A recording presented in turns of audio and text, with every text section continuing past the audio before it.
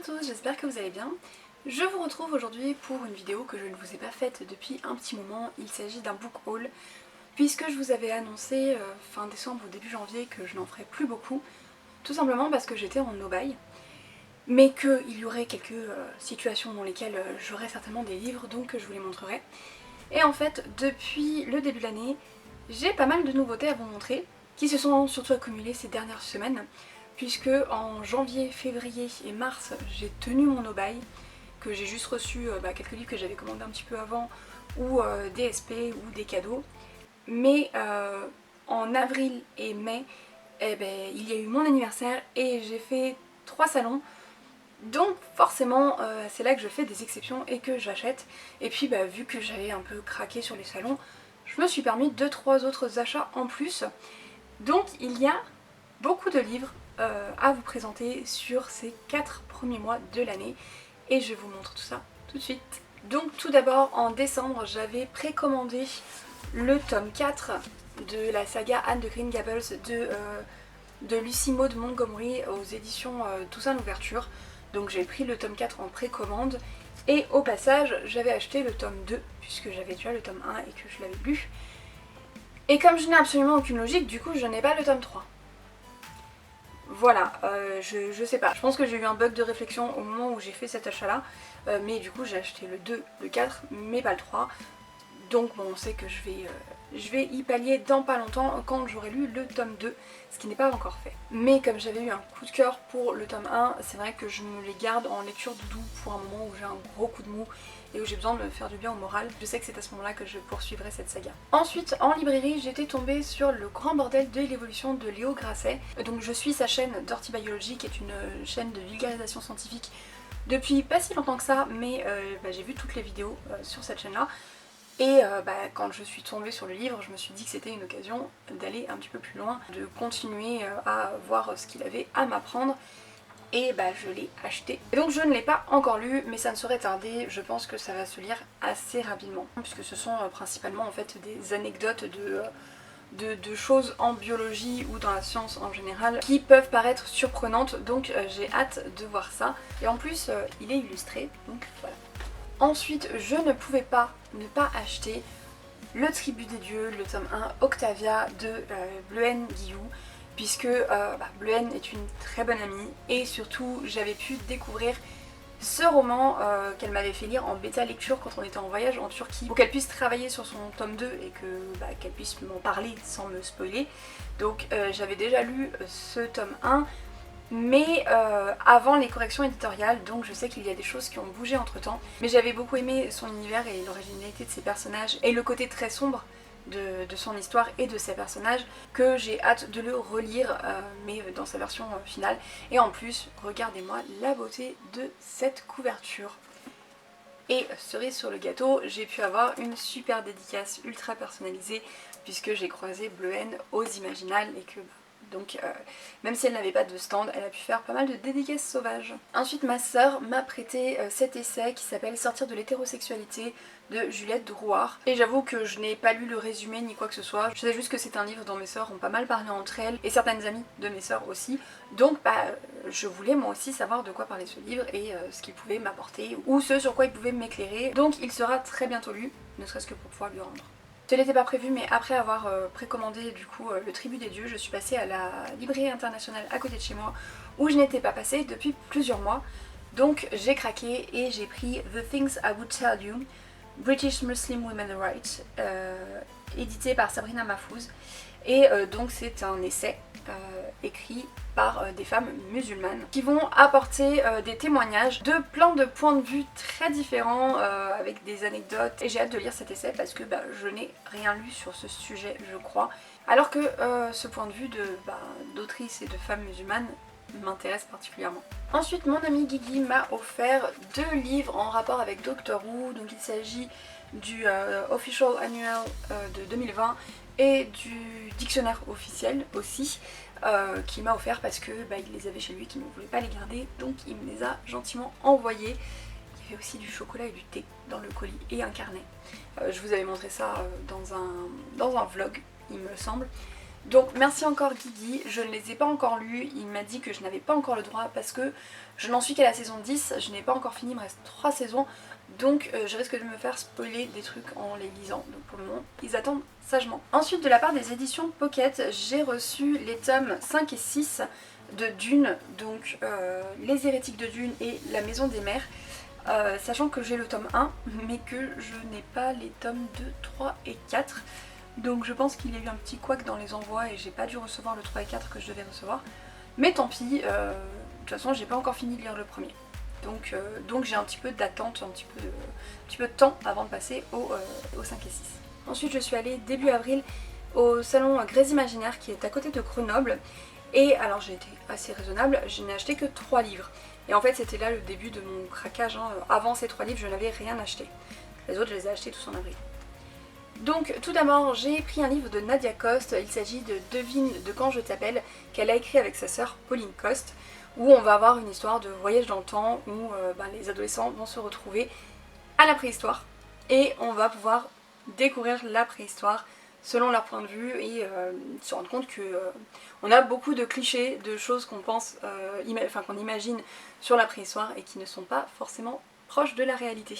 Ensuite j'ai pris une nouveauté des éditions du Chat Noir, il s'agit de La Rumeur des Racines de Julie David que j'ai déjà lu. Il s'agit d'une histoire qui se passe au Japon où on va suivre Louise qui est géologue et qui va étudier la géologie dans la forêt de Aokigahara, donc qui est appelée aussi la forêt des suicidés, et il y a des événements peut-être surnaturels qui vont arriver où son esprit scientifique va être mis à mal. J'ai dit des bêtises, celui-ci je l'ai acheté aux Intergalactiques et pas à Grès Imaginaire, puisqu'à Grès Imaginaire je n'en avais acheté qu'un seul. Donc toujours aux Intergalactiques j'en avais acheté un deuxième, il s'agit de Le Fleuve électrique de Victor Fleury et Vincent Longrive. J'ai déjà lu un roman de Victor Fleury, il s'agit de La Croisade éternelle, le tome 1, La prêtresse esclave. Et j'avais bien aimé la plume, j'avais bien aimé l'univers. Et donc là on est dans un univers en plus steampunk que j'ai hâte de découvrir du coup.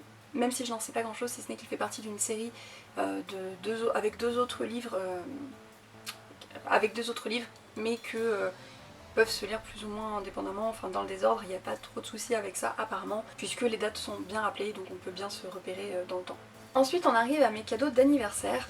Donc tout d'abord Léana m'a offert Les couilles sur la table de Victoire Tuaillon, sachant que je connaissais le podcast du même nom, mais je n'avais jamais lu le livre et donc je suis beaucoup trop contente. Donc c'est un essai féministe qui va beaucoup parler de la virilité, de la masculinité, et donc j'ai vraiment hâte de le lire. Ensuite mon frère m'a offert les 2 tomes du Prieuré de l'Oranger de Samantha Shannon. Donc comme c'est les études poche, ils sont en 2 tomes. Et tant mieux, comme ça ils me font un petit peu moins peur que le tome unique qui est énorme. Donc là au moins ça me paraît un peu plus raisonnable d'être coupé en 2, je vais pouvoir me lancer dedans en ayant un petit peu moins peur du côté grosse brique. Donc je ne me rappelle plus du tout du résumé, je sais que Laure de la chaîne L'Enluminée m'avait énormément donné envie de les lire quand elle en a parlé dans sa vidéo, que je vous mets dans le petit i si vous voulez avoir son avis en attendant que je lise et que je vous donne le mien. Tout ce que j'ai retenu c'est que c'est de la fantaisie et qu'il y a des dragons, voilà, c'est le plus important. Ensuite Gaëlle m'a offert ce magnifique hardback Whology, un guide avec plein d'informations dans l'univers de Doctor Who. Donc comme vous commencez à le comprendre, je suis très fan, et pour mon anniversaire j'ai reçu beaucoup de cadeaux en rapport avec Doctor Who et j'en suis tellement heureuse. Et ce livre est juste très beau, j'ai trop hâte de me lancer dedans, mais c'est pareil, il va falloir que je fasse attention à y aller doucement pour ne pas me spoiler, mais voilà, je sais que je vais prendre un plaisir fou à le savourer. Mon ami Nico m'a offert Le Nom du Vent de Patrick Rothfuss, qui est un livre de fantasy, et il fait partie des livres que je dois lire dans le cadre des 33 livres préférés de mes proches, puisque c'est celui que Sarah de la team Psychopathe avait choisi. Et Nico aussi m'en parle comme un de ses livres préférés depuis un moment. Donc je suis très heureuse qu'il me l'ait offert, puisque je vais pouvoir me lancer dedans grâce à lui. Et je n'aurai plus d'excuses du coup. Et enfin on arrive au livre des Imaginales, et c'est là que j'ai le plus craqué, parce que je m'étais dit que je m'achèterais maximum 5 livres, et que dès le premier jour, j'en avais déjà acheté 5, et je restais 3 jours, donc voilà, j'en ai acheté 8 au total. Le premier, il s'agit de L'Exil, le tome 1 de Kayla Marshall, de Estelle Wagner. Donc celui-ci, je l'ai lu parce que j'ai passé un petit moment de la soirée du vendredi soir avec l'autrice et qu'elle m'a donné très envie de découvrir son univers. Donc je l'ai acheté et je l'ai commencé tout de suite. Je l'ai commencé hier soir, j'en suis déjà à la page 136, donc ça se dévore. C'est de l'urban fantasy où on va suivre une métamorphe, donc une femme qui se change en loup et qui va quitter sa meute et se retrouver embarquée dans des aventures. Elle est jeune, elle a 18 ans et donc elle découvre un peu le monde après avoir eu une enfance un peu compliquée et un peu coupée du monde et des activités que les gens font normalement. Donc on va découvrir Kayla qui découvre la liberté et les complications qui peuvent aller avec. Ensuite, je suis passée aux éditions du Chat Noir et j'ai pris un des 2 derniers exemplaires de Dame de rêve, Dame d'ombre de Cécile Guillot. C'est un essai sur la littérature gothique féminine anglo-saxonne du XXe siècle à nos jours. Donc j'adore la littérature gothique, notamment anglo-saxonne, donc je suis particulièrement heureuse d'avoir pu avoir un des derniers exemplaires.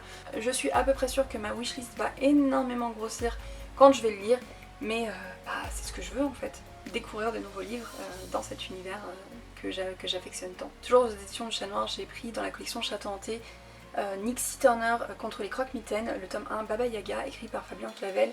Ça faisait un petit moment que j'avais envie de me lancer dans cette saga dont j'ai beaucoup entendu parler et qui est enfin terminée, puisque les 5 tomes sont sortis, donc j'ai profité de la présence de l'auteur pour acheter le premier tome et le faire dédicacer, et je vais pouvoir me lancer dedans. Et je trouve les illustrations absolument magnifiques. Illustrations de couverture et à l'intérieur signées Mina M, bien évidemment. Comme tous ceux de la collection Château Hanté, et c'est beaucoup trop mignon. Et tout ce que je sais, c'est qu'on va suivre une jeune fille qui fait sa rentrée scolaire dans un nouvel établissement. Donc c'est la petite nouvelle un peu particulière. Et c'est tout ce que je sais. Mais ça parle de croque-mitaine et de Baba Yaga, donc j'ai hâte de le dévorer. Ensuite, je suis passée voir Audrey Wessel-Dinger et lui prendre le tome 2 de Gemae. Donc j'avais adoré le premier tome, je vous l'avais montré aussi parce qu'il est absolument sublime. Et ce deuxième tome l'est tout autant. Et donc c'est une saga de fantasy qui tourne autour de la magie des gemmes, donc de la magie qui vient des pierres. Où on va suivre des personnages qui sont dans un royaume où cette magie est interdite. Et je ne vais pas vous en dire plus parce que c'est un tome 2, mais je vous mettrai dans le petit i la vidéo dans laquelle je vous parle du tome 1 qui m'a énormément plu, que j'ai même racheté après qu'il ait pris la pluie. Donc je vais essayer de ne pas faire pareil avec celui-ci, je vais le lire en étant chez moi, il sera à l'abri de toute forme d'eau. Je ne boirai même pas de thé à côté pour ne pas l'abîmer parce qu'il est beaucoup trop beau pour ça. En plus j'ai eu des très jolies cartes qui allaient avec et une très belle dédicace. Donc voilà, j'ai hâte de replonger dans cet univers et de poursuivre cette saga. J'ai aussi profité de la présence de l'autrice Clémence Godefroy au Salon des Imaginales pour prendre le dernier tome des Héritiers d'Higashi, donc Inari-sama. J'ai adoré les 2 premiers tomes et j'ai hâte de finir cette saga qui est sortie donc aux éditions du Chat Noir et dans laquelle on va suivre des histoires de yokai au Japon avec des intrigues politiques, des mariages arrangés, des peuples qui se révoltent et d'autres qui se cachent au fin fond de la forêt avec plein de personnages extrêmement attachants et intéressants. Donc j'ai vraiment hâte de finir cette saga.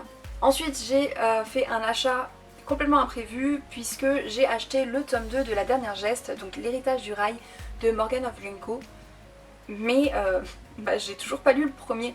J'ai assisté au concert de Morgan of Glencoe dimanche matin où elle chantait les chansons en lien avec ces livres-là, donc elle les joue accompagnée à la harpe. Je connaissais son univers parce que je la suis sur Twitch où elle fait des lives le matin, où elle travaille, elle fait ses exercices à la harpe. Donc je connaissais déjà son univers, j'ai entendu énormément de bien de cette saga. Mais j'ai pas encore eu l'occasion de m'y lancer, mais ces derniers temps j'ai vraiment très envie de me plonger dedans.